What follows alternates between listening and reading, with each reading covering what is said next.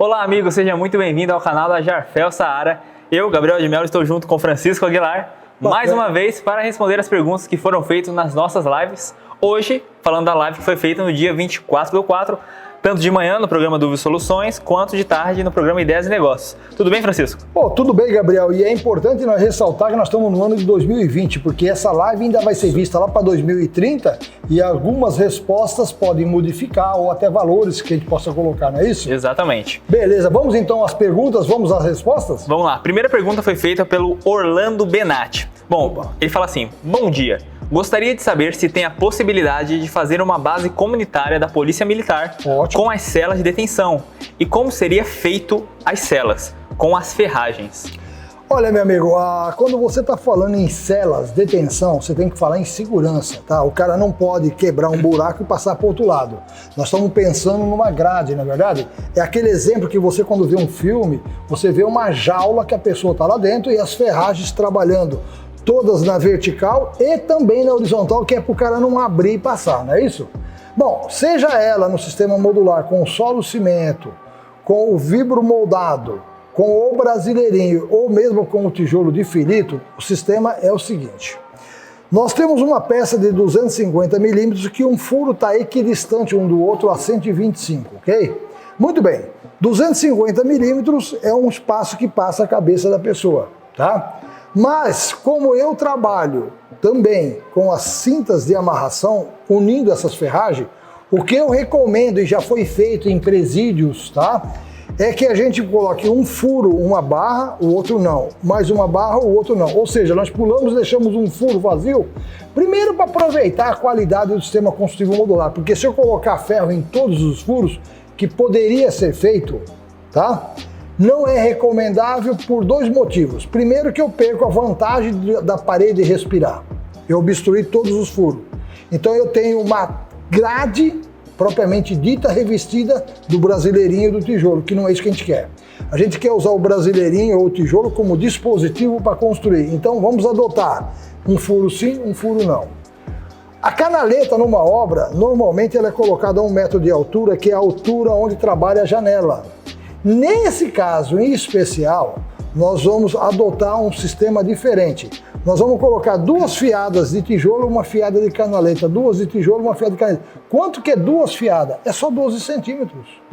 Meu amigo, ele pode até passar nos 25 de largura, mas ele não passa nos 12. Você entendeu? Exatamente. E eu estou cintando a casa. Se eu desse um choque na parede, sumisse com todos os tijolos, o que ficaria uma estrutura, uma grade perfeita, só que não aparentemente vendo o tijolo. O que vai acontecer é que o cidadão vai achar que isso é frágil, vai tentar quebrar o tijolo e vai chegar numa coluna e vai quebrar a cara. Meu amigo, isso é muito seguro. Nós estamos falando de um método prático, bonito, barato, inteligente.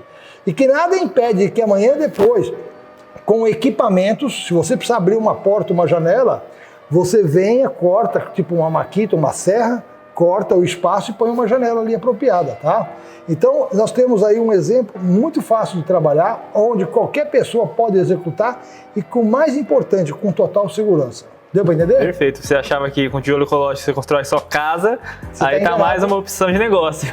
O tijolo ecológico como o brasileirinho, eles são a obra do futuro no presente, não é verdade? Exatamente. Tá ótimo. Bom, muito obrigado, Orlando, pelo comentário. Ainda seguindo nesse tópico de ferragem e inclusive até de janela, sim, o Robson Andrés comentou. Primeiramente ele falou: parabéns pela live, obrigado. Obrigado. Ele perguntou: o ferro na obra só vai até a janela? Como eu faço para amarrar com a laje? Eu me recordo que durante a live ele fez essa pergunta durante o Dúvidas e Soluções e o Silvio Jono, que estava conosco, ele passou por cima, bem por cima nessa resposta. Sim. Mas eu acho interessante a gente reforçar um pouquinho mais, porque a pergunta do Robson pode ser a mesma que você, pode ser a mesma que a sua, né? Então, Francisco, o ferro só vai até a janela mesmo? É assim, ó, filho, independente da pessoa ser ou não ser nosso cliente, nós estamos aqui para dar respaldo técnico, tá? Porque a gente não deixa de ser um portal de negócios, tá? Tanto é que a Saara hoje não está mais como a indústria de máquina, mas sim um portal de informações, não é isso? Exatamente. Bom, fora isso, o que acontece? Independente de ser nosso ou não a máquina, quem tem um problema com uma máquina, nós socorremos o cara, tanto é que socorremos presencial ou até pelo nosso própria página, que nós temos ali uma situação chamado um programa que a gente lançou, que é o Hospital das Máquinas, tá? Nesse programa a gente procura salvar a máquina do pessoal, independente de ser nosso ou não. Nessa situação nossa que você me refaça a pergunta. Que é no caso que se o ferro só vai até a janela. Não, então veja bem, é o seguinte, a ferragem é a estrutura, é o chassi que segura a obra. Quando você vê um edifício de 10, 15, 20, 30 andares, o que mantém ele em pé não é nem o bloco nem o tijolo. Quem mantém em pé é a estrutura. É o caso do ser humano. Não adianta você ter um esqueleto que vai até o meio aqui do peito e a parte de cima não, que a cabeça despenca. Não é verdade? Exatamente. No caso da ferragem, ela vai nascer lá do alicerce, ela vai passar da altura da janela inferior, ela só é interrompida quando uma janela é larga, tipo 2 metros, o ferro vem, para na canaleta da janela inferior, renasce na canaleta superior, que na verdade é o que o pessoal chama de verga e contra-verga, tá? E essa cinta renascendo do ferro, ela vai chegar na laje. Se a casa é térrea, que vai ter só aquele piso, o que ele faz? Ele deixa o ferro passando direto para cima, pelo menos uns 30 centímetros, pega uma barra de ferro de mais ou menos meio metro a 1 metro, dobra a 95 graus, como está aqui, ó, tá? E aí o que ele faz? O ferro está subindo, ele amarra aqui no ferro e esse ferro que está aqui ele apoia na laje. Com isso ele está engastando a coluna com a laje e a laje com a coluna. Consequentemente um amarra o outro e o ferro original passou direto ou para um segundo, terceiro piso ou até para fazer uma mureta ou até para ser usado diferente. No caso de um telhado, esse ferro que passou para cima, você fura a madeira, encaixa, trava ela, dobra e ela trava o madeiramento do telhado para não ter um telhado solto. Então a construção não para na canaleta da janela, ela vai até a laje, a ferragem dobra para a laje e também continua para cima, independente de ser uma casa térrea ou não. Salvo de você me garantir que você vai ter uma laje, tá? Plana, sem nenhuma paredinha do lado, só a laje. Aí você não pode, inclusive, nem ter um buraco aberto para cima, não é verdade? Porque senão vai chover e vai entrar água. O que se faz nesse caso? Essa última canaleta abaixo da laje, ela é totalmente lacrada de concreto, tá? E o furo de saída de ar, para poder perder a umidade, certo? O mofo, o fungo, ele é feito lateralmente, tá? De preferência para a parte externa da casa, onde a pressão da umidade que vem pelos furos tem um ponto de vazar. E que tamanho que é esse furo? Olha, uma agulha de costura já é um furo. Exatamente. Já é o suficiente para não parar a umidade. Então o que a maioria faz? Ele constrói normal, ele pega uma broca de vidia, e ele já sabe onde está cada coluna da casa, onde tem um cano d'água. O que ele faz? Ele vai no tijolo, ele fura, não em linha reta, ele fura inclinado para que se bater água, a água não entre para dentro do buraco. Tá? E ele faz um escape de ar justamente para preservar a qualidade de vida da casa. Porque o que mais interessa para nós é ter uma casa que respira. E as colunas, elas são a parte de segurança, ela é a parte estrutural, só que você não pode esquecer de desobstruir os furos, tá bom? É perfeito. Acabou que essa sua resposta acabou vindo em perfeito momento, até pro próximo comentário que o próprio Orlando Benatti fez, que era exatamente sobre isso, que era, se no caso de não cobrir a laje com o telhado, como faço para proteger os furos abertos? Sim, no caso ele não vai ter o furo aberto. Como eu acabei de falar agora, quando ele chega na altura da laje, ele lacra os furos, ciente que ele tem que fazer um escape de ar, porque um buraco, tá, lacrado, subindo umidade e não tendo por onde sair o ar, vai virar uma bolsa de água dentro da parede, que é o que acontece com as obras normais, que não tem o furo, mas você olha para a parede, você vê, você identifica o mofo, o fungo, o ácaro, a doença. Ou seja, o coitado que mora numa casa que tem ácaros, fungos e doenças, ele vive muitos anos a menos e sempre com problema de saúde, não é isso? Perfeitamente. Então nós estamos falando de uma casa medicinal. Exatamente. Muito obrigado, seu Orlando e seu Robson, pelos comentários. Vamos para as próximas. Bom, o próximo comentário vem do Marclay Marinho. Ele faz o seguinte comentário: como faço para adquirir as formas para fazer o tijolo universal e também os pavers para piso? Marclay, é o seguinte, deixa eu deixar uma coisa bem clara. O tijolo universal, que é aquele tijolo que não tem o encaixe, que é o mais usual hoje, porque nós trabalhamos com os picolé, que é aqueles que faz o alinhamento no lugar do macho e fêmea, que para a sujeira, é uma ferramenta que já acompanha a máquina. Todas as máquinas nossas atuais da versão 2020 do Grupo Aguilar Jarfel Saara já vai com a ferramenta. Você usa ou não usa, é um acessório que acompanha a máquina, tá? Então não se preocupa com isso, porque ao comprar uma máquina nossa, você vai receber esse acessório.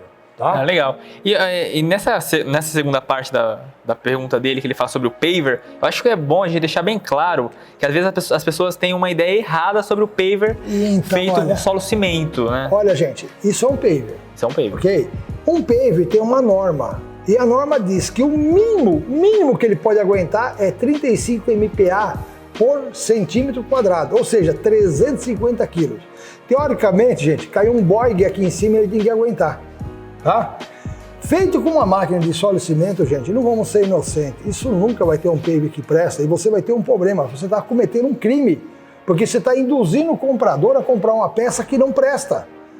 Não tem como uma máquina de tijolo, por mais forte que ela seja na compactação, fazer um paver que presta por um motivo. Um paver eu preciso das ondas de vibração mais a força da pressão. Então uma máquina de bloco vagabunda, que vibra pouco, que prensa pouco, nunca vai ter um paver que presta da mesma forma que uma máquina de tijolo ecológico. É pior ainda que uma máquina ruim. É pior ainda. Então, gente, não entra nessa ilusão de que a máquina fabrica paver. Ah, mas eu ouvi o seu concorrente falar. Bom, falar até papagaio fala. Não é verdade? Não é verdade? Exatamente. Fala, mas eu quero saber se é verdade aquilo. Meu amigo, quem vai entrar na fria é você. Aí o pessoal fala, mas por que você... Eu fui ver um vídeo seu de 1990, há 30 anos atrás, você falou que você fazia pavers. Não, eu não falei que fazia pavers, tá? Gente, eu falei que eu fazia placas decorativas que eu colocava dentro da sala, dentro do quarto. Eu fazia varanda, mas eu não passava com o carro em Exatamente. cima. E ainda tem mais. Quando eu coloco aquilo no chão, como é colocar um paver hoje, é uma plaquetinha fina de 2 centímetros só, para não desperdiçar. Ele está sentado como fosse um piso ou um azulejo. Só que eu sou obrigado a passar o que em cima dele para não gastar pelo atrito do movimento do homem. A resina acrílica de alta resistência. Não é qualquer impermeabilizante não, você está enganado. É uma resina Patrito. Uma resina no mínimo igual àquela que é feita para Pedra Mineira, para Miracema, que fica em volta da piscina. Porque se o homem começar a andar aqui em cima, num tijolo, ele foi feito para compressão, pressão, mas jamais para atrito. Imagina um carro andando em cima com o pneu parado. Olha bem a situação. O pneu está aqui em cima e ele vai virar. Morreu o paver. Morreu o paver. Não dá, gente. Esquece. É um pecado que estão fazendo com o mercado. As pessoas que não são do ramos, que são, muitas vezes, me desculpa, serralheiros de fundo de quintal, se mete não tem nem a decência de pedir autorização para copiar a máquina. Ele vai lá e copia a máquina, entendeu? Fala que ele entende do tijolo, fala que ela fabrica paver, fala que ele pode pegar o entulho de obra e usar, e não é bem assim. O entulho pode sim, mas em uma proporção aqui no meio. Porque a hora que você põe um entulho, que você começa a enfraquecer o material original, a lei da compensação é pôr o quê? Cimento a mais. Vale a pena? Lógico que vale, porque tem sempre um patrocinador que gerou o entulho que vai ter que pagar para você gastar. Mas isso é uma expertise de negócio. Agora, dizer que você faz um tijolo só de entulho depende do quê? Exatamente. Entulho do quê? Eu já cheguei a fazer pela Recibloco lá em Piracicaba, tá? Na FEMAC, que é uma fundição, eu fabricava paver com entulho de areia de fundição. Mas a areia de fundição, ela já saía de fábrica, quando ela era gerada, com um catalisador especial que não era cancerígeno, porque não pode usar qualquer areia de fundição. Tá? Ah, mas o Francisco usava areia de fundição. Sim, mas eu mandei preparar a areia com um componígeno que estava lá no meio que não era cancerígeno. Tá? E aí, como aquela areia de fundição, dentro da composição dela, havia o melaço e havia o cimento, pelo contrário, eu gastava até menos cimento. Olha que bacana. Agora, falar que uma máquina de tijolo fabrica paver, isso é uma gozação. Isso é uma brincadeira de mau gosto e é sério. Por quê? Eu tenho um cliente que ele acreditou nesse conto de fada, ele fez a calçada da casa dele, toda com os tijolinhos no formato de paver. ficou lindo, bateu foto, postou no YouTube, falou que a coisa era bonita. Passado uma semana, com chuva e as pessoas andando em cima, ficou cheio de buraco. Tinha nego tropeçando naqueles buracos e se machucando. Então, gente, construir é fácil, mas é uma coisa séria. Você não pode brincar de aventura. Conta com a gente. É aí que entra o nosso programa Dúvidas e Soluções, Perguntas e Respostas. Exatamente. Porque sem isso, nada faz sentido. Vira uma brincadeira de mau gosto que poderá custar a vida de pessoas, não é verdade? E poderá te levar à falência e te dar sérios problemas financeiros no futuro. E é por isso também ter o apoio, o auxílio, a consultoria de um profissional do ramo, como o Francisco Aguilar, por exemplo. Já vou deixar aqui a deixa. Se você quiser entrar em contato diretamente com ele, pode entrar pelo WhatsApp. Ele atende 24 horas por dia praticamente. O número de consultas que eu faço por dia ultrapassa 300 contatos. É muita gente. É muita coisa. Então, muitas vezes, a pessoa faz o contato hoje, meio-dia, e eu vou responder só amanhã ou à noite, entendeu? Ou no final de semana, mas que eu não deixo de responder ninguém. Não deixo, não. Eu respondo a todo mundo, tá bom? É de graça. Não erra. Você vai errar se você quiser. E também, claro, deixa seus comentários aqui no vídeo e nos nossos redes sociais e tudo mais. Que é o mais importante, né, meu amigo? Incentiva a gente, né? E a gente eventualmente também vai estar te respondendo. Bom, vamos à próxima pergunta, Francisco? Vamos lá. A próxima pergunta é do Henrique Silva. Ele quer saber se o tijolo de filito é mais frágil do que o tijolo solo-cimento, na questão de resistência e na questão da resistência à umidade. Olha, meu amigo, o que eu vou dizer para você, que ninguém nos escute, tá? Guarda aí, tá? Era uma carta que eu tinha na manga há 48 anos, bico calado. Meu, é muito superior ao solo cimento. Como muito superior? Começa pelo seguinte, quando você põe 10 latas para uma de cimento, você gasta menos cimento que 7 para uma, porque 7 para uma rende muito menos. Sim. Então já começa que ele sai mais barato. Primeiro, outra coisa, ele não é argila para dar pega. O filito é um mineral industrializado com granulometria acertada pelas mineradoras, que participa, além da liga, na resistência. Ele não interfere negativamente, porque o solo cimento é bonito, lindo, maravilhoso, tem uma vantagem, sai até colorido já do vermelhinho do tijolo, que é a tradição, não é isso? Só que na mistura de um solo cimento, não se esqueça que o solo bom tem 70% de areia e só 30% de argila. Para quê? Para dar pega. Porque se ele tivesse 50% de argila, é tanta argila que eu começo a grudar na máquina. E se ele tivesse 90% de areia e só 10% de argila, você ia pegar e ele desmorona. O filito é o pulo do gato. Então, além de ficar mais bonito, mais barato, mais resistente, melhor para a umidade, porque você está falando de concreto, amigão. Você está falando de pedra, areia. O que é um filito? É um pó de pedra moído. É um minério. Certo? É um minério. Com outro minério, que é o filito, e o cimento, que também é outro minério. Então, é o casamento perfeito. Os três produtos participam em si, dando resistência maior. E ainda mais, a questão da umidade que ele perguntou. Indiscutivelmente, você está falando de um produto mais forte e não precisa nem ter resposta para dizer que ele é melhor para a umidade do que o próprio solo cimento. Se você quiser conhecer um pouquinho mais sobre o filito, entra lá no nosso site, jarfel.com.br, tem um tópico lá, uma aba muito específica para o filito.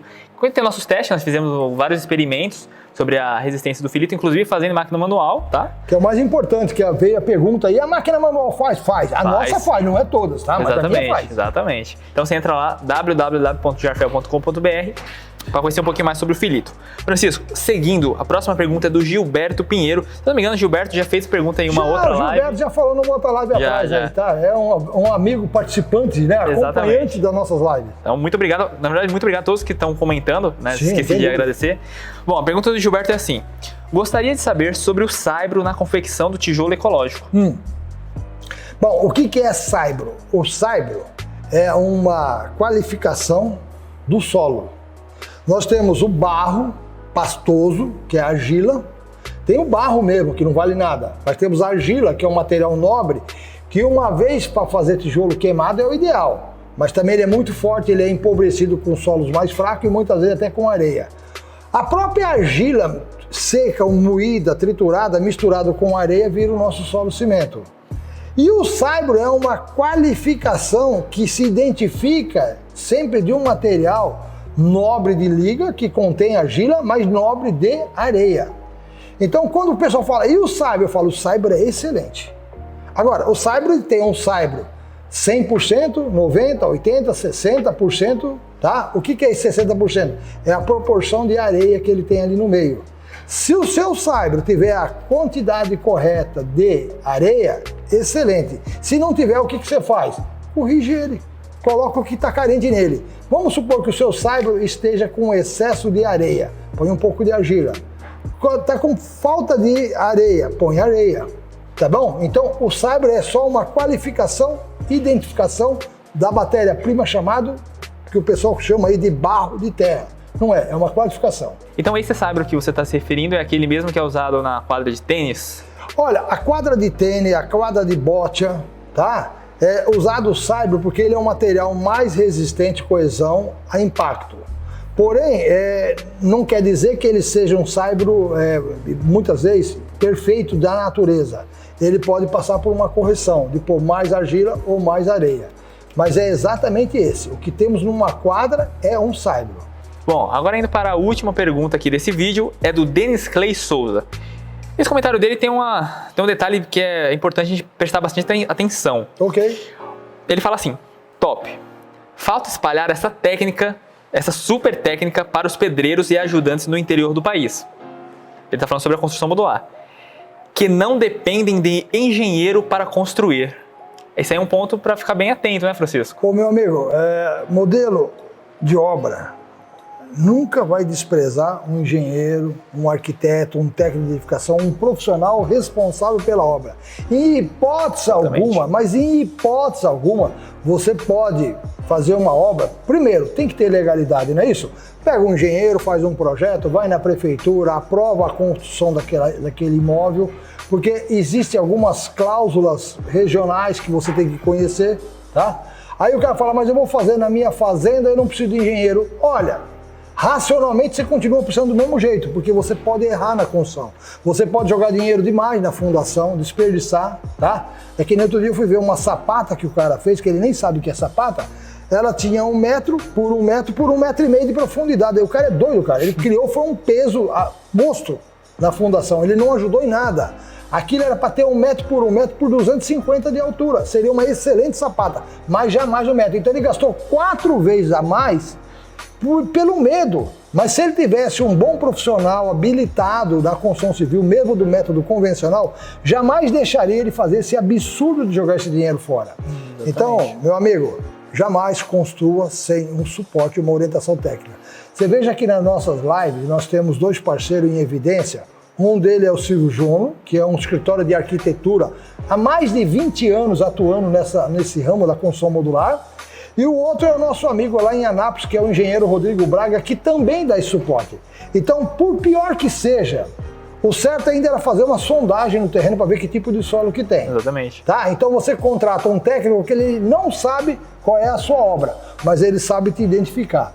Manda fazer uma sondagem, gasta aí R$500, R$1.000 que seja, pega esse laudo, encaminha para o seu engenheiro, para o seu arquiteto. Se você não tiver, entre em contato com esse pessoal, manda para ele, é lógico. Ele vai te fazer um anteprojeto, vai ter um custinho pequeno para isso, mas isso é normal, para que você justamente não erre. E melhor ainda, se você tem um engenheiro, amigo seu, um arquiteto de sua confiança, peça para ele entrar em contato com a gente, que a gente vai dando os detalhes técnicos para ele não errar. Porque, gente, não é porque ele é engenheiro, que ele é arquiteto, que ele é obrigado a conhecer o nosso sistema. Apesar de eu estar 48 anos no ramo, tá? Desde março de 1972, ainda no planeta Terra, o sistema construtivo modular é obra do futuro, é uma novidade. Né? Exatamente. E é por isso que eu estou abrindo essas lives, é por isso que eu estou criando esses quadros, dúvidas e soluções, para que eu possa formar um batalhão de pessoais realmente dominando a tecnologia. Porque hoje uma boa parte dos meus trabalhos estão voltados a algumas faculdades e universidades e escolas técnicas, e lá eu não formo o aluno, lá eu formo o professor para o professor formar o aluno. Não dá para atender todo mundo. Exatamente. A live não deixa de ser uma dica, uma cutucada para o governo, que nós temos que investir mais nessa tecnologia, porque ela é uma realidade que muitos países já estão identificando.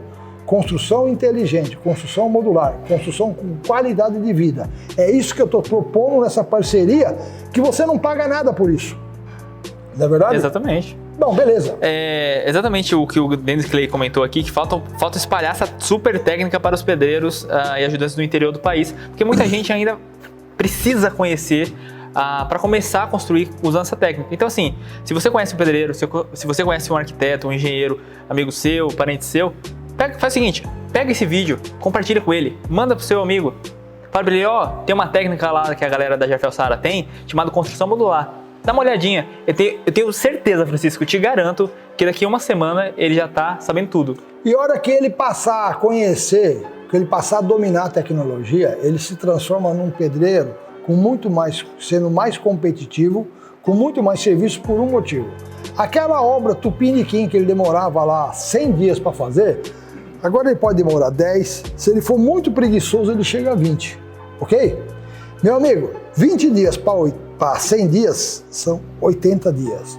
Se ele cobrava numa obra 100 mil reais em 100 dias, R$1.000 por dia, hoje ele teria que cobrar só 20 mil. Então ele pode ganhar o dobro, ele pode cobrar 40 mil por 20 dias, que vai sair mais barato para o dono da obra. Olha como é que eu deixo, cara. Todo mundo ganha com isso. Todo mundo ganha, mas ganha muito. E nós não gostamos de ganhar pouco não, não é verdade? A gente tem aquela mania de falar, vamos fazer o seguinte, vamos ser racional, vamos parar de desperdiçar mão de obra, material.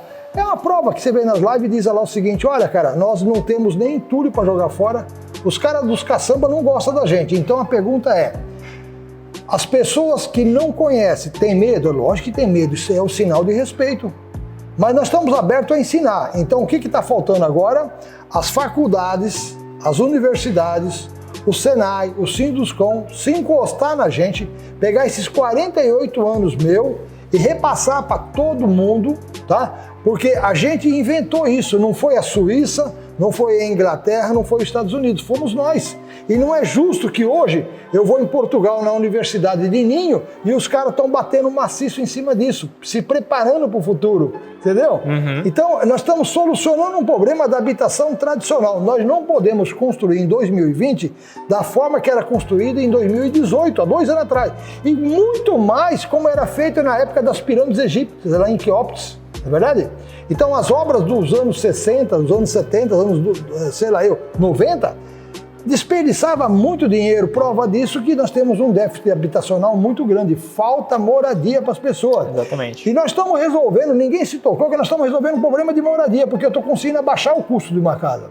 De uma casa convencional, uma casa bruta, uma casa que normalmente se gasta R$1.500, R$2.000 por metro quadrado, eu estou falando em R$300, R$500 por metro quadrado. E aonde está o milagre? Não desperdiçando mão de obra. Tá bom, gente? Da minha parte, tem mais alguma coisa? Não, perfeito. Esse foi o último comentário desse programa, tá? Queria agradecer muito, primeiramente, você, Francisco, e a todos que comentaram nesse vídeo, todos que acompanham nossas lives. É o último comentário desse vídeo. Desse vídeo. Faz o seguinte, quer acompanhar todas as lives, não quer perder nenhuma, então primeira coisa, se inscreva no nosso canal do YouTube e ative as notificações para você receber, assim que a gente abrir uma live, você já receber a notificação. Entre no nosso site, que é o jarfel.com.br e no saara.com.br. Lá você vai encontrar todos esses tópicos que nós comentamos nesse vídeo aqui. Não, você vai poder... mais, né? Um pouco mais. Não, isso aqui é só na primeira página lá. Você explora o site, vai encontrar muito material sobre a construção modular, muitas dicas, muitas dúvidas. Bom, você entra lá, acessa, conhece nosso site, se inscreva no nosso canal, como eu já comentei, né? Entra em contato com o Francisco no WhatsApp dele e deixe nesse vídeo, caso você tenha mais alguma dúvida, pode deixar que em vídeos futuros nós vamos estar respondendo. Demais, Francisco, é importante que todo mundo fique ligado que nas quartas, a partir das 16 horas da tarde, 4 horas da tarde. E na sexta-feira também, nós estamos ao vivo com uma nova programação, sempre, toda semana, no programa Ideias de Negócio. Sempre tem uma novidade, que é o tópico das perguntas da semana, as respostas, perguntas e respostas, exatamente. Ideias de negócio, porque nós separamos, né, bem o negócio entre você ter, vamos supor, ideias e negócios, né?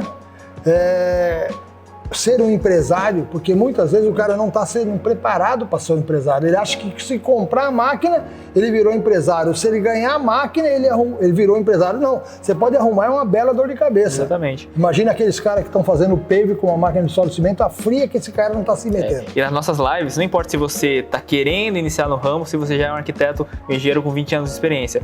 Nossas lives vão desde a primeira etapa até ao último nível. É para todo mundo. Então, gente, muitíssimo obrigado, Francisco. Muitíssimo obrigado a você. E até a próxima. Até a próxima, gente.